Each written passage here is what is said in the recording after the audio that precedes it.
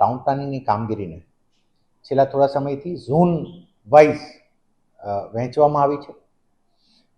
શરૂઆતના સમયમાં થોડા હિકઅપ એ જણાતા હતા અધિકારીઓની ઝોન ઉપર અનુભવી અધિકારીઓની જરૂરિયાતથી લઈને. મને એ જણાવતા આનંદ થાય છે કે ટાઉન પ્લાનિંગ ઓફિસર ટીપીઓની આપણી જે ઝોનલ લેવલની જે ક્લાસ 1 ઓફિસર્સની ભરતી છે એની એક્ઝામ પણ લેવાઈ ગઈ, એના વાંધા સૂચનોના પીરિયડ પણ પૂરા થયા. Maximum by May we should be able to post them. Class 1 officers તને ઝોનમાં હવે ટાઉન પ્લાનિંગ ઓફિસર્સની નિમણૂક થઈ રહી છે.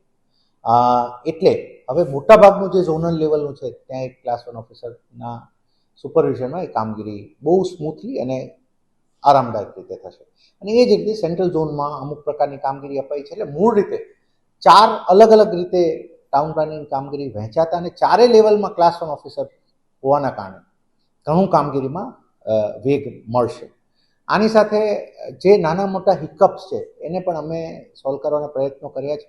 વન ઓફ ધેમ વોઝ કે જે ઇમ્પેક્ટમાં આવે તો ફાયર અને ટીપી શાખા વચ્ચેનો પ્રશ્ન થતો, તો એના પણ અમે પરિપત્ર કરીને એને પણ સ્મૂથ કરી નાખ્યું છે.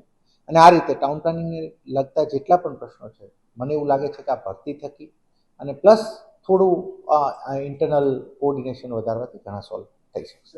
Thank you. ના ના, ઇટ ઇઝ વર્કિંગ આઉટ વેલ અને સારી રીતે ટાઉન પ્લાનિંગની કામગીરી અમારો પોતાનો ધ્યેય છે કે ટાઉન પ્લાનિંગની કામગીરી એવી સારી, કેમ કે કોઈ પણ શહેર જે પ્લાન હોય એ એક સફળતા હોય.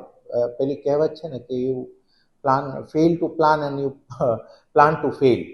એટલે શહેરને સારી રીતે પ્લાન કરવું ઇઝ આર રિસ્પોન્સિબિલિટી. અને એની માટે મને એક સુખદ વસ્તુ એ જણાઈ રહી છે કે હવે ટીમ બહુ સ્ટ્રેન્થન થઈ રહી છે, તો બહુ સારી રીતે જે કોઈ નાના મોટા પ્રશ્નો એના નિવડો આપણે જોવા મળશે.